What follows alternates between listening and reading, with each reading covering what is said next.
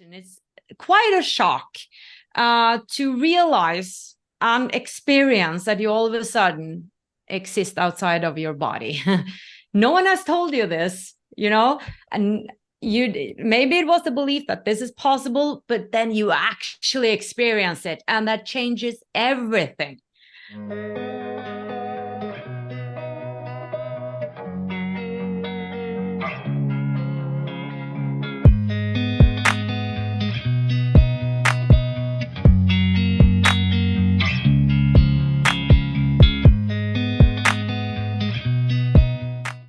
Hello, guys. My name is Jannecke Øinæs. I am on your superior self. Winter is coming. The Queen of the North has joined me on this show. Jannecke, thank you for taking the time. Thank you so much for inviting me. I've been watching your show, so I'm thrilled to be here. I've been watching your show. I can't believe you're here. It's awesome.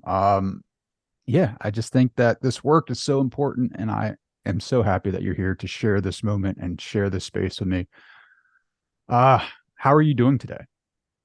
I'm doing great. I'm actually so excited about my YouTube channel, my work there these days, because I've been doing YouTube for 11 years. And a few years ago, I stopped doing so many videos because I focus on my Scandinavian audience. I am Norwegian. My membership, like building up certain online programs. But then it was like everything started for me with interviews on YouTube. I'm doing the same as you on my channel, Wisdomfromnorth. And then I just felt that I missed it so much. So I started going full-time on YouTube now in March again, and I'm so excited. I think it's so much fun meeting so many amazing people and spiritual teachers, hearing about near-death and afterlife and all these spiritual concepts. So yeah, I'm doing very well, very inspired. It's so fascinating, right? Like near-death experiences drew me into this work just because of my fascination with the afterlife. I guess, well, it started with, obviously my programs as a Christian growing up, and then having that fear of the afterlife and having to be perfect in this life to get there, right? And then hearing other people's experiences of how they weren't necessarily the best human being, but yet they still ended up in heaven. Like that fascinated me because I was like, well, what's the truth? And so that kind of launched me down this rabbit hole of near-death experiences. Was that like that for you? I had another sort of way into it all. I had a Christian upbringing, but not very strict or anything. So I've always felt okay with believing whatever, but it was really a deep, dark depression that started everything. Because initially I was a musical theater artist, or a child star in Norway. So I did all these roles ever since I was 7 years old, like Les Miserables, Little Cosette, Annie and Annie, Dorothy and the Wizard of Oz, Rizzo in Greece. And I lost my voice as a 20-year-old woman. And all my life, I had been focusing on this big dream of becoming this huge musical theater star on Broadway or West End. So my whole life had been about that. Like that was my identity. That was my big dream. And everybody around me knew that that's what Jannecke is going to be. And then everything just fell to pieces when I had nodules on my voice. And I lost a big role on a big theater in Norway. My boyfriend left me. I had developed anxiety for speaking because I was so afraid of losing it again. And it was just darkness for actually some years. There, it started a long way inwards because I had to find my value and my worth as Jannecke without this identity of being this child star or this musical theater artist that was known in Norway. So who was I without, this recognition? And I thought initially that I was nobody. Like I really thought that life was about popularity and status and showing that you had this and that. And Norway and Scandinavia can be a bit like that. I got to be honest. We have something that's called the Jantelov, and it says that you're not supposed to think you are somebody. It's exactly the opposite of what it's like, what the belief systems are in America, where you are supposed to take up space and be somebody. We have the opposite. So I thought that I was a nobody, and that I had to prove I was somebody, that I wasn't worth anything.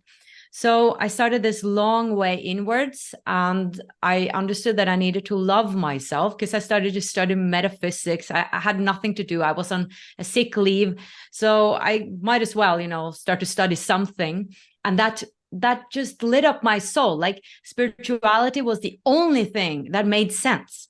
Like, nothing in society, nothing made sense. My life didn't make sense, but spirituality and metaphysics made sense. So, and I remember Oprah Winfrey, I watched her, and she spoke about that we all have a power inside. And it started to dawn on me that perhaps I also have a sort of a power, not really understanding what she meant, but I was curious about it. So this process of finding this inner power, my own worth, loving myself, that started, and it took me a long, long time. But fast forward, many years went, and I dropped theater. I left it because I felt like that wasn't my home anymore, and I couldn't really trust my voice either, because I was losing it constantly. So I started to study to become a primary teacher, but that was not my passion either. So here I am, I'm 30 years old, and I feel so lost in life. No boyfriend, all my friends, they are married, have kids, and I'm just lost. And I'm studying something I don't really feel passionate about. And then I sit at a cafe one summer day with my father, and I'm saying to him, what I really want to do is to travel around the world and interviewing spiritual teachers about the big questions of life. And as I'm just saying that, it's like a light bulb is going off in my head, and I feel like everything is like aligning, and I feel such a clarity in that moment that that's what you're going to do. And I left my father and said, I gotta go. Something just happened. And I put on my sneakers. I went out to the woods, and the title Wisdomfromnorth just dropped into my mind. And within a week, I landed 2 gigs out of the blue. It was like such strange stories. It was like casting directors who were calling me saying, your CV just appeared in the middle of all these CVs, and I just feel that you're supposed to have this commercial. And I'm like, that's weird. So I got $5,000 for that. And then a TV show, a casting director called me, and he said, we have this, I really want you to be on this show, but we have this other woman, but I really want you.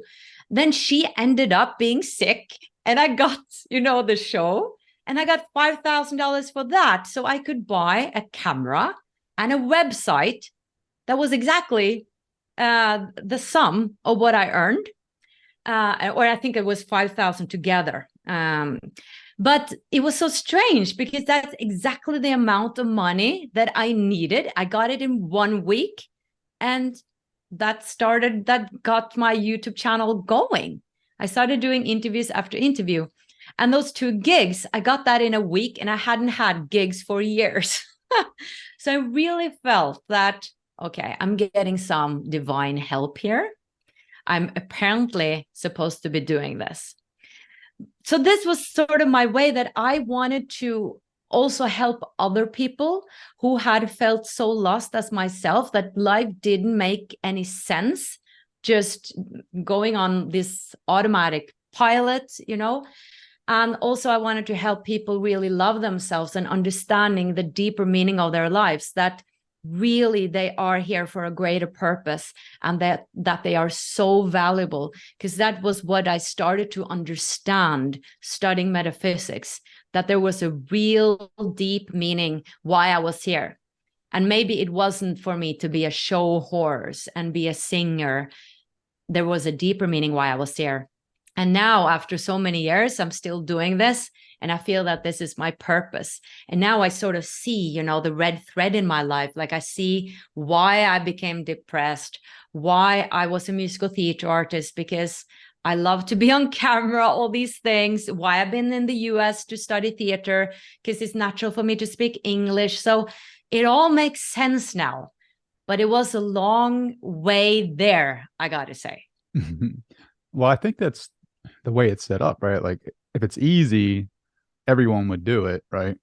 And there would be no growth, right? Like it's through the fire that you wield your sword, essentially, right? Or you sharpen the blade. And I feel like even for my path and my journey, even though it has not been easy for me, I can see, sometimes I fight and kick along the way. Like I feel like the universe pushes me in a direction that I don't want to go, and I fight and I kick and I resist. But at the end of the day, it's like there's a reason why I went down that path, and usually I'm a better person for that. Either I develop some type of aha moment or a new intuition that sends me down, and I meet a new person like yourself and make a connection that shows me some new teachings that I haven't learned before. But ultimately, I grow from that experience, and it seems like it's like that's the nature of this reality. Like a carrot is dangled in front of you. You follow that path. You have trials and tribulations. It's like the hero's journey almost. Like you have these trials and tribulations, but at the end of the story, there's always growth, and there's this sense of purpose. There's a sense of reward. There's a sense of meaning in your life. And I've experienced that for myself, especially right now and doing the show. I mean, I've grown. The one thing that I will say is, I'm sure you can attest to this. It's like all the spiritual teachers that I have interviewed, they all have different teachings. It's like they all have their own perspectives. And I think sometimes the audience can get lost in that because it just seems it can be a lot to kind of, I guess, digest, And so do you have any advice for those spiritual seekers like yourself who started down this path of spiritual growth and spiritual curiosity that may be overwhelmed with too much either literature that is coming at them? Because we all know there's a wide spectrum of teachings out there that, it can be confusing. But do you have any advice for them right now who may be stepping into the world of spirituality? Yeah, it's an interesting question because I've been there myself. I have interviewed over 400 teachers and working with so many other teachers through my membership and through my online courses.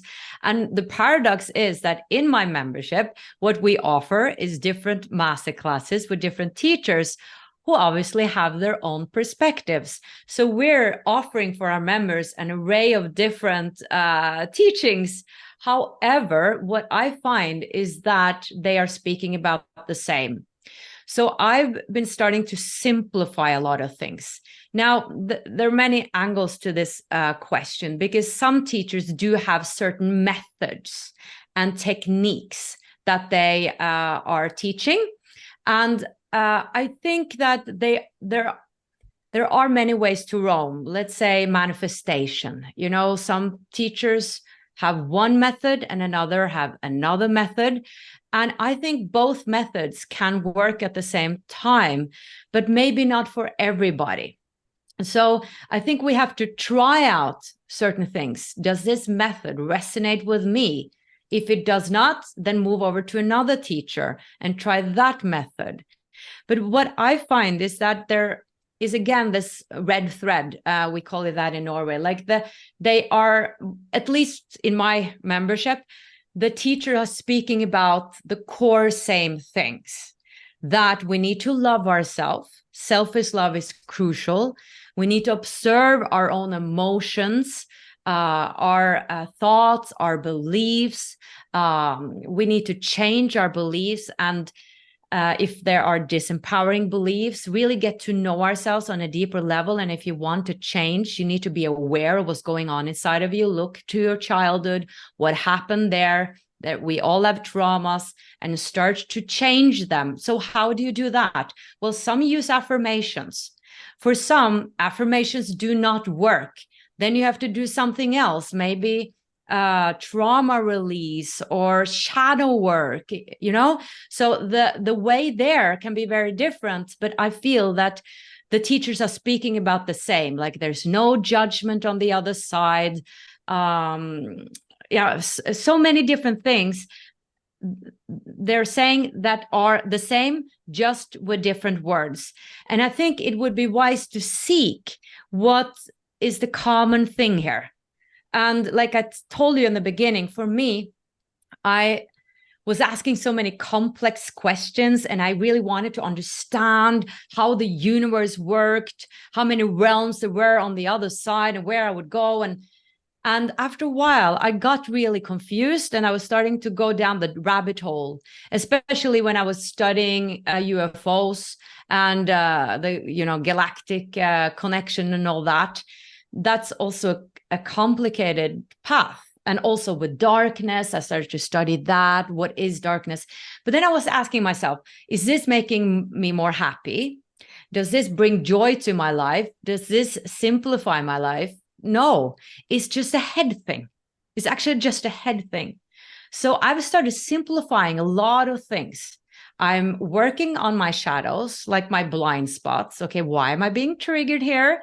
My boyfriend said this, and I was like, what do you mean by that? Oh, gosh, I'm being triggered. What is this about? So I know that then I have to apply awareness and not project over to him, but understand this is about me. So everything I've learned really helps me now in my everyday life. I know that life is about, or the potential to be joyful. I know I'm meant to be doing what brings me joy. So I know I need a balance between doing the shadow work and also focusing on joy, my dreams, my visions. Like Buddha was speaking about balance, I've understood we need balance. So we don't need to make it very complicated. Another thing I also want to mention is intention, setting intention for things. What is my intention for the year? What is my intention with the work I'm doing? What is the big why? Why am I doing what I'm doing? So in my membership, like speaking of different teachings, I have my own teaching, and that is that the most important thing that can help you to focus on is self-love, observation, and intention. Because when you set an intention, you know where you're going. You're not just randomly living your life. You have a direction for what you want to open up to. Maybe your intention is to follow your purpose, find your purpose. Maybe it is to love yourself more, or maybe it is to be of service of some kind. So, but back to the simplicity, look for the simplicity. It does not have to be complicated, and it's supposed to help you. But there is paradoxes with everything, right? Because in the beginning, it can be challenging to start this journey, because all of a sudden you are confronted with a lot of stuff within yourself. This work is really about to get to know ourselves on a deeper level and letting go of things that are not serving us. For instance, disempowering beliefs that are saying, I'm not enough, I'm not lovable, I have to settle for less. That's coming from our childhood or past lives, right? But they're there for a reason. Like Jesus, he started his service around 30. And my experience is that when we become 30, 40, that's where it's like our childhood is hitting us. And it's like, what happened? And that's when we start to do the work. Before that, we have been adding on society's beliefs, our parents' beliefs, and then it starts hitting us in our 30s and 40s. That's where the real deep work starts. And I think that happens to everyone. And some people are then just not doing anything about it, just going on the autopilot. But people are really doing the spiritual work. They are like, okay, so what happened in my childhood? What did my mom and dad say to me that were not so empowering, or maybe a teacher or grandmother, whoever? It's not a blame game. It's just to understand that, okay, the upbringing I had that gave me a certain belief system that might not be helping me today. Like Bruce Lipton is saying 95% is controlled by our subconsciousness. And that's also back to teachers with different teachings. I haven't met one teacher who does not agree with that. So I think that we do have like a a common framework actually of the things like this, that a lot of things are happening in our subconsciousness. And in order to really have a change, we need to change our subconsciousness on a deeper level. And back to like how you do that, tons of different teachings on. So maybe that's where we get lost. But look for the red thread in the teachings. What are teachers saying that are similar? And it's usually about, the big thing is about love. Sure. To make it really simple. 100%. I think to your point, right, of giving our power away, like we just thinking, like I just have this concept in my mind right now. Like we give our power away essentially the first part of our lives out of survival, right? Like you have to give your power away to your parents because you can't survive on your own. And then you go through school, you give your power away to the teachers because that's what society says you have to do. And then you go to college because society says that, you give your power away. And then you start like mid-20s, start finding like your rhythm and start kind of, self-realizing a little bit if you're awake to that. And then 30 comes, and I feel like everybody has this transition, right? Of like, what am I here to do? Like, what is it that I'm here? What is my purpose? And then when you start getting your power back, watch out, right? Like you're going to start changing. Like when you start growing spirit, we call it spirituality, right? But I feel like it's gathering all your power that you have suppressed, right? Like getting it back, pulling it back from different areas of your life, whether that's society, family, institutional, whatever. And when you start doing that, like you'll have physiological changes in your body because of the programming, right? Like when you start gathering your power back, when you start growing spiritually, you'll have physical reactions to that. Like I do, but you call it, sometimes it's triggers, right? Just from trauma, right?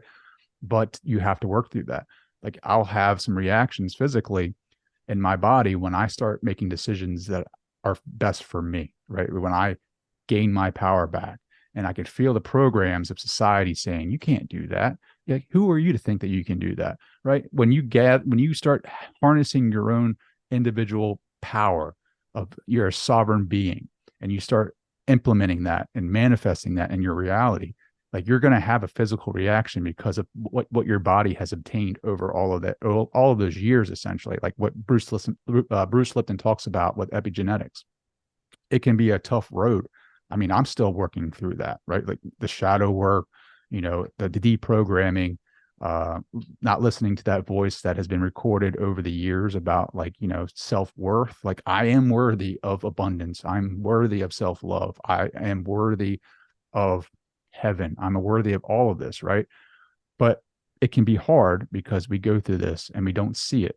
We've been programmed by society. We've been programmed by our parents, which if you don't know, you don't know, right? And it's not until you have that process or that system put in place where you go through meditation, self-awareness, and kind of come to this realization that everything that you need in this world is within you. There's nothing external that's going to bring you that happiness, right?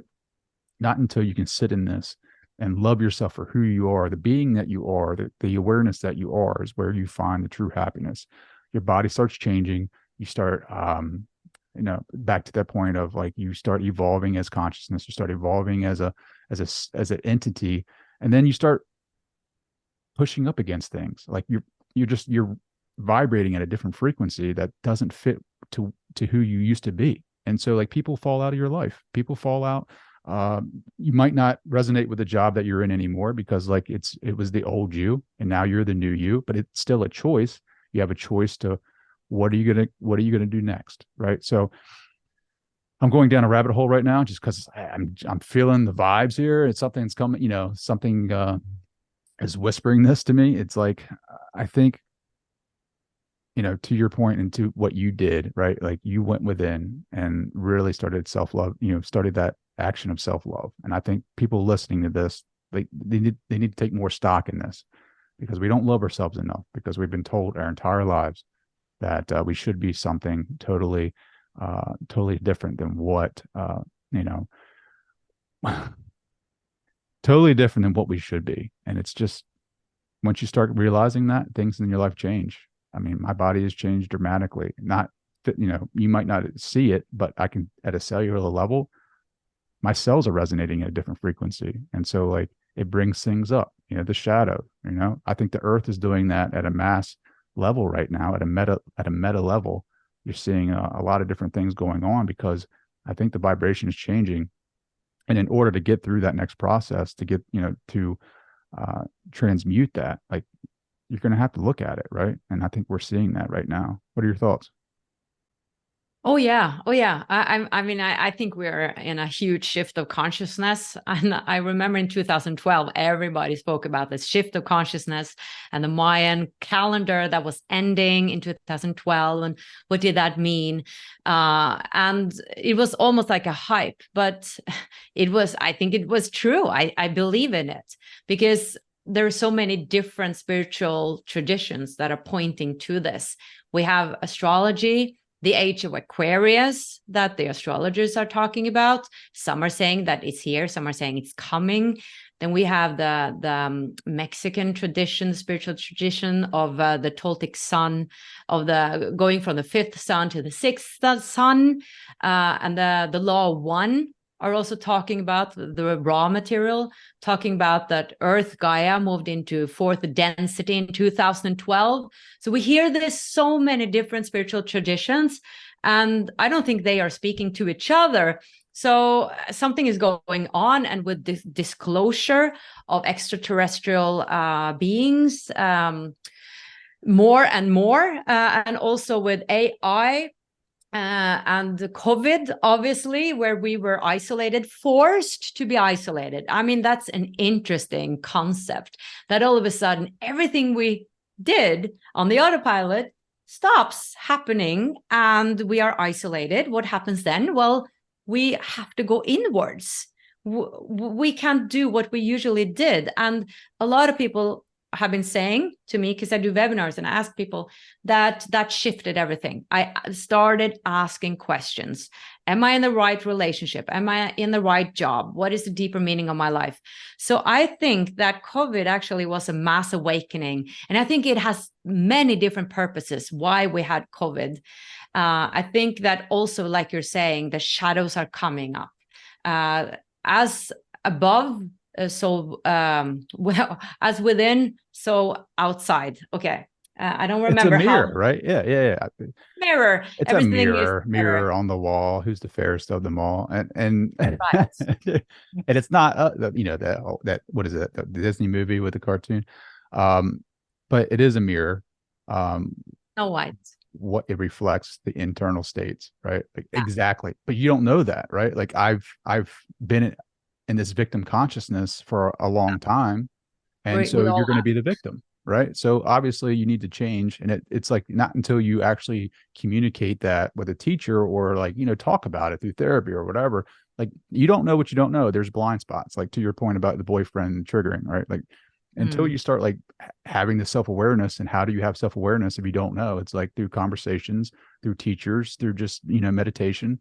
But yeah, the self-realization that Maslow talks about, it's a pyramid almost, right? And it's like stage, it's like the maturation through the stages, and we all are at a different stage in our lives. And so, you know, I'm not saying I'm at the top of the pyramid, but I am somewhere where I am on this path and this journey, and I'm having experiences that, you know, the old Trey would not believe in a million years have happened, right? And so speaks to, what is this reality really? Like, what is it that we're here experiencing? Because my reality is totally different than yours, right? It's all about subjective experience. To your point about aliens, now the government is actually acknowledging alien life forms, like, or not, maybe not life forms, but like, you know, UFOs. And so I don't know. I mean, but it's fascinating to me, you know, out of body experiences. I mean, you talked about that in a previous interview, which I'm very fascinated by. Can you hit on that a little bit? Because I feel like if I don't talk about it now, I won't. And I'm really interested and curious about your experience with that. I will. I just want to make one comment that in all my interviews, all my latest interviews, the teachers are speaking about that there's a massive change coming. And with the aliens appearing perhaps soon, they're saying they will. And with AI, I think if you're not doing the inner work, you will be so confused, because the things that worked and what we have like based our reality and our perception of reality will change. And I think the more you go inwards and start to open up to a greater reality, and also open up to your guides, your intuition, you will navigate these changes much more easily. All right, so I just wanted to comment on that. And back to OBEs and astral traveling and astral projection. Well, that's quite funny, because 15 years ago, I think it was, I needed proof that I existed outside my body. So I came from the depression. I had started to study metaphysics, but I didn't know for sure that this was true, right? Because I acknowledged that I was reading this, learning about it, but how could I know for sure that what they were saying were true? So I thought I need to figure it out myself. So let's see if I can have an experience. So I signed up to an astral travel and dream course. And at that time, there weren't YouTube even. That, yeah, it started existing, but nobody was speaking about this at all. So I found this course online. And I started practicing and doing the techniques. And my, oh my, they really worked. They really worked. So we did mantras, like closed our eyes. I did this alone, but I was listening to the course, and lay down 3 times a day. So I spent a lot of time on this and concentrated my mind on these different mantras. So I was training my concentration, looking at candlelights. That was one exercise. And then controlling my mind. So I was just focusing on the candlelight or this mantra while I was visualizing, for instance, pyramids, stuff like that. And these mantras are very sacred. And they are also, there are specific mantras for different things, like lucid dreaming or astral traveling and astral projection. And I'm really glad I had the support from the course, because when I started having experiences, I didn't get too afraid. And we're like, oh my goodness, because you can imagine it's quite a shock to realize and experience that you all of a sudden exist outside of your body. No one has told you this, you know, and maybe it was the belief that this is possible, but then you actually experience it, and that changes everything. So I started having lucid dreams. That is to wake up in a dream. So if we're dreaming right now and we can be talking, we don't know we're dreaming. And pink elephants are flying through the air, and we're like, oh yeah, there was an elephant. And then I start to fly after the elephant and I forget about you. But all of a sudden I'm like, but why is there a pink elephant in the sky? How can that be? That's not possible. If I gain enough awareness to ask that question, like, what reality am I in? Then I can do what is called a reality check. And I have a masterclass about this in my membership. If people are curious, they can learn about it. It's my own masterclass, actually, because there are, some steps you need to take to attain this.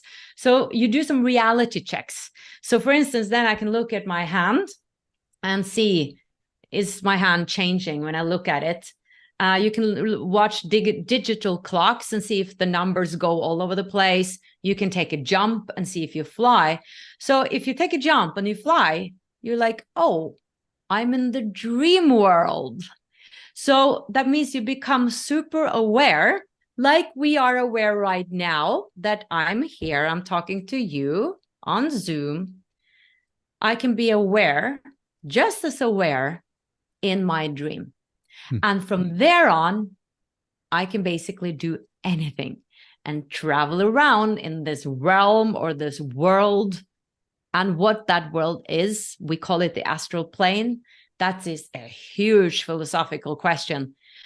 So that is an out-of-body experience. Astral projection is something else, because then you do not wake up in a dream. You haven't gone to sleep and then you wake up. Then you are, for instance, lying on your couch and you consciously move out of your body. That's a whole other process and other techniques. So I managed to do that as well. So I did these mantras and we're lying there for an hour or so. And all of a sudden I get into this vibrational state. And it's interesting that you're asking about this, because in an hour, I'm going to put out an interview with Jade Shaw, who speaks about astral projecting and astral traveling. Like, she's a great teacher in this. And she's speaking about this vibrational state and astral traveling, like you speak about bread and butter. Like, this just so, yeah, and then you just go out of your body and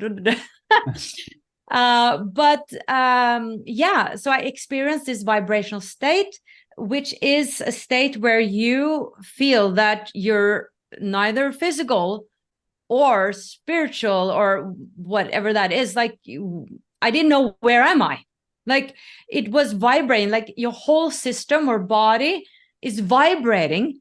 And I heard a lot of weird noises, and it's just the most special and weird experience I've ever had, because I had no control of what I was or where I was. It was just, everything was just shaking. But then I knew from the course that this might happen. And what you do then is you can roll out of your body, or you can go through your body, through your legs or through your head. And initially hearing about this, I'm like, this is so weird, but whatever, we'll try, right? And then it actually happens. I'm like, okay, let's roll out of my body. So I roll out of my body with a new body that I'm in, and I'm standing next to my body, and I'm like, oh my goodness, I'm lying there. And I don't dare to look at it. Like, I just peek a little bit, but I'm so afraid of seeing how I look like. So just see like this shape of something. And then I'm like, okay, let's just move further into the astral realm. And what is interesting is that everything that's here is also in the astral realm. So I would see my furniture, my bed, the wall, the living room. So I was like, okay, let's go into the living room. So I knew I could go through walls, because I can do that in my lucid dreams. I knew that. So I was going through the wall, but there's a part of me that was like, but can I really go through the wall? And I'm like, Jannecke, you're out of your body. You can go through the wall. But you still have your own mind. You know, you're still yourself. So I'm like, can I? So I really needed to take that jump, you know, of faith. Yes, I can go through the wall. And then I was through the wall. And then I was flying out of the window, flying down on the street, watching people there. And that was normal people. I think, like, I don't really know sort of how this works, to be honest. But I think I saw people that were in the physical world at the same time as you see many other things, like astral beings. When you think about a thing, it can appear like there are different laws. There's no time, so everything happens like that. So it got a bit confusing, but I had some goals. So I was traveling up to the sky because I wanted to meet God. Now, I think today I wouldn't have thought that God is like in the heavens and in the sky. Like, to me, God is everywhere. But 15 years ago, I was like, God is in heaven, so let me fly up to heaven and see if I can find him.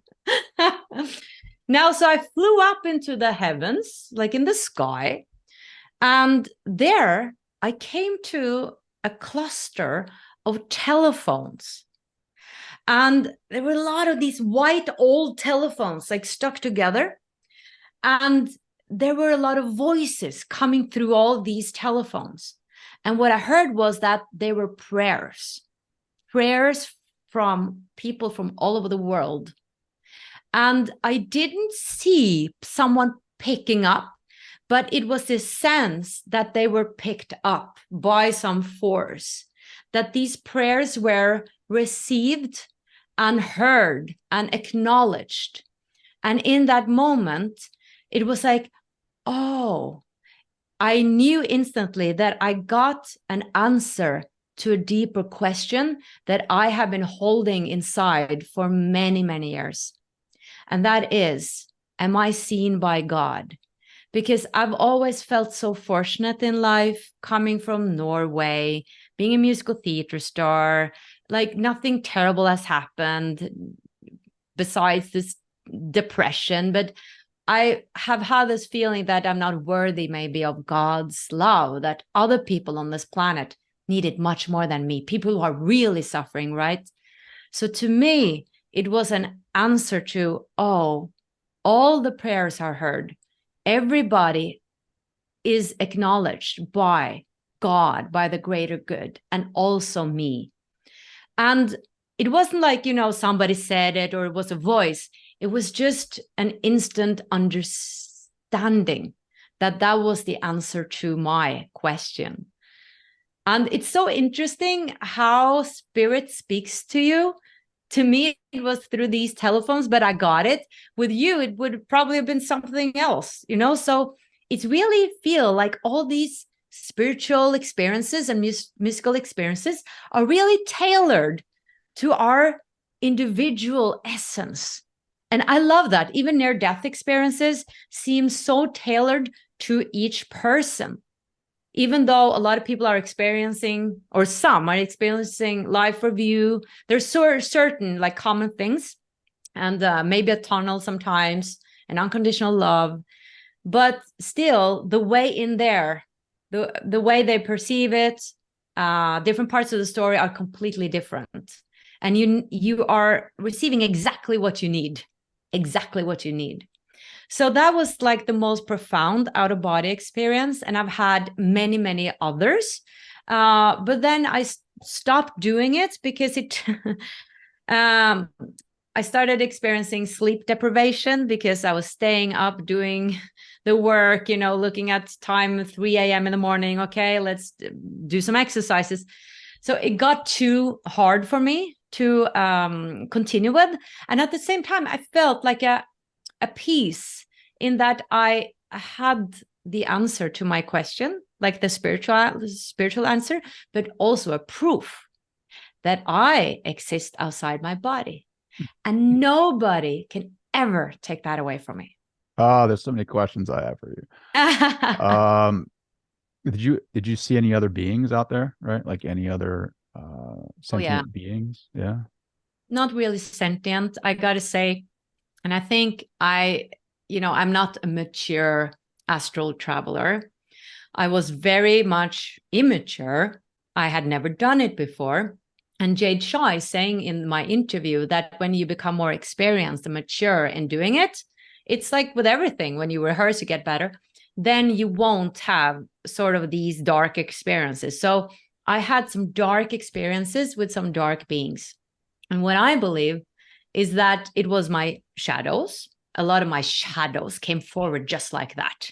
I met them instantly. And that can also be like a being that is portraying the shadow for me. So maybe it's not inherently bad. It's really just my shadow. So I met a lot of my shadows, which were really challenging. But then I also think maybe that there are some lower vibrational beings that you can encounter. And I feel what they said in this course, that they are drawn to newbies in the astral. They could just pick you out, right? Like, oh, there she is. There's Jannecke. Get her.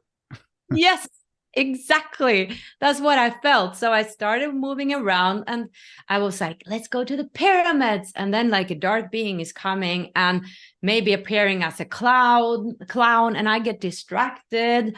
And I ask to meet Jesus, and I meet like this weird being or this monster that's like, whoa. And it was really difficult for me to keep focus, because the most easy thing is to wake up. Either if you're excited, afraid, you wake up immediately. So you have to stay so serene, so calm. And that's difficult when you're new to this world where everything is like, what is this? What is that? I'm not used to move and navigate in this world, right? So it got a bit hard to continue with. So no, I didn't meet any like angel-like beings, but I was in certain more high vibrational places, like landscapes, beautiful landscapes of flowers that were big as trees. I remember this one experience where I saw that. I was flying around on this landscape and there were these huge flowers that were like trees. And I'm like, oh, we don't have that in my world, like in my reality. And they smelled so beautifully.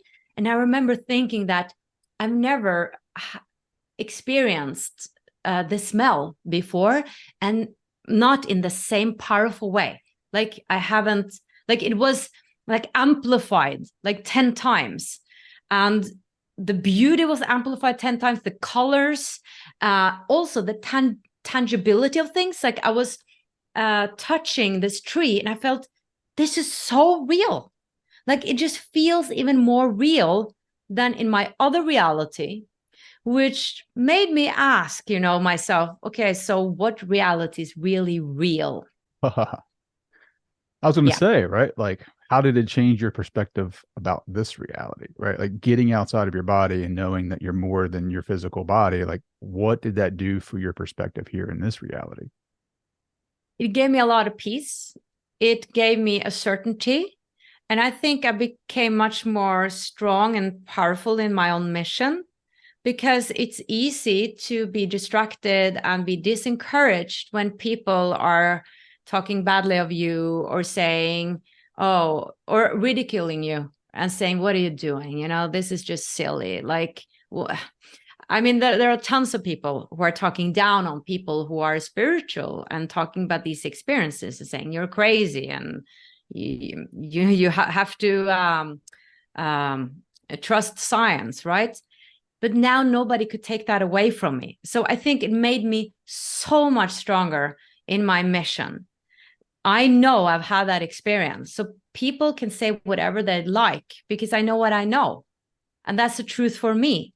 Mm-hmm. So it has do you see changed this more everything. do you see this as a more of a virtual reality, more as a drama, more as a play, more as an illusion here? In one sense, I do. But I have to say that now that I'm not doing lucid dreaming and OBEs anymore, my focus is here. And I think I'm supposed to have my focus here. And I do love to be in this reality. I love my life. I think sometimes, life is hard because there's so many gruesome things happening. And then I often think about, well, this is just temporary. Like that thought helps me. And I know that, I know that. But I also love to be here, to do my mission, to be with my friends, my family, my boyfriend and everything, and talking to people like you. Like I really want to be here. So I don't want to feel like, okay, this is not real. It's just a dream, because it is an important experience we're having here. I've understood that it's very important, that this life that I'm having here is actually influencing all my other lives. And we are so important. This life is super important. So it has actually made me more present here and wanting to be more mindful here, even though I know that this is not the end all be all. But I think it can be not beneficial to think, oh, it's just an illusion, so nothing really matters, because it does matter. I think it does matter. Yeah, absolutely. I think, really, right? I mean, quantum physics has destroyed my idea and concept of reality anyway, right? So, it's all subjective. But have you, going back to your out of body, like in the beings, one, I have two questions here, right? Just because I'm curious. How did you conquer those shadowy figures or those lower astral beings? And then two, this is a bigger question. Like, did you ever encounter that source of God? No, I've never encountered a source of God. I've had another spiritual experience that I can share about. But let me go back to the negative beings. In the course, we actually were taught some almost like some magical spells, to be honest. Oh, yeah. Woohoo, but we were. So I had to learn this magical spell, like in this reality. And then I had to remember it once I was lucid. And that was not easy. You know, you can imagine like being lucid and like, what was this magical spell again? Like, you know, so I had to really learn it so well. So it's a spell actually that you put on them and they started disappearing. And it's also to know your power, that they can't hurt you. I was standing in the middle of the road in a lucid dream and a lot of knives just came forward. Like there was this being like throwing all these knives. And I was like, this is not reality. I cannot die. So I let them go through me. That was empowering. And other experiences I've had that I've managed to like get them away. But I don't know, to me, it's not so important in a way to do lucid dreaming because I got my answers and I don't really need to go back and doing it. I really want to focus my attention here on this life because that's why I'm here. You know, that's why I'm here. And soon enough, I'll go to the other side again, right? And I get answers to everything. Well, hopefully not soon, right? Like it's going to be a while, hopefully, right? Yeah, but life goes by like that. Sure. You never know, though. But I hope I'll stay till I'm 90. But yeah, God. So I had this experience, and I can share this exercise. It's really powerful. I was lying on my bed, focusing on my heartbeats. So you can do this because this is very powerful. When you do that, your dreams are becoming much more profound. You can have really symbolic dreams, really beautiful dreams if you do that before you go to bed. Now, a bit of a warning, you might end up not getting to sleep, right? Because you're concentrating on your mind on one focus point. So if that's a problem sleeping, then don't do it. So I was lying on my couch or bed, focusing on my heartbeats. And even though you don't hear it, you're going to pretend that you hear it. And then you start hearing your heartbeats. And all of a sudden, it was like I just became bigger and bigger and bigger. I wasn't out of my body. This was another type of experience that I just felt myself becoming huge. And I was growing and growing and growing, like the spirit in Aladdin's lamp. Like that feeling that the spirit became huge. And I was out in the universe. That's how big I was. I was like this huge spirit, and I could see everything.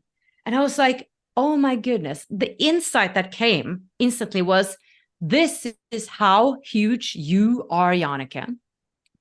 And this is how huge and big everybody else is as well.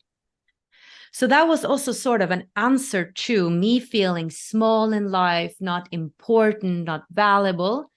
It gave me the truth of who I am. Basically, that I'm the whole universe, that I'm God and you are God. And the other insight that came, because there was this rush of feeling of love, that I was so loved. I could feel this immense love. And also like this dual perspective that I loved myself, that I loved myself immensely. So I saw and experienced a love from two perspectives, which I find interesting because this universe is about duality, right? And again, I have the insight that this is true for everybody. So no, not meeting God and like that is God, more just an answer to, I think, deep spiritual questions that I had.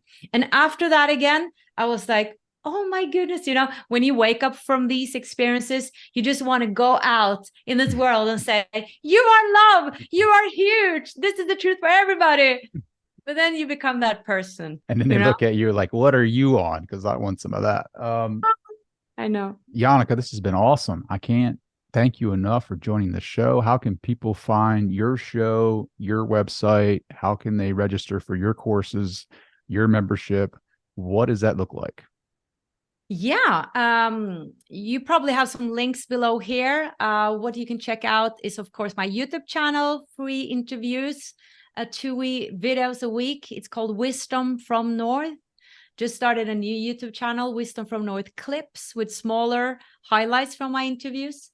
And then you can go into wisdomfromnorth.com. That's where you find everything we do. And if you're interested in my membership, you can go into wisdomfromnorth.com/membership. And you can see all the 50 plus classes we have and the 60 plus meditations and the community and everything we offer. And you can always sign up to my newsletter also to get, news about everything we're doing and producing and creating. I love it. Jannecke, can't thank you enough. We're going to have to do it again sometime. Well, thank you. This has been such a joy. And thank you for doing your work. I mean, it's really inspiring. So I hope you'll keep it up.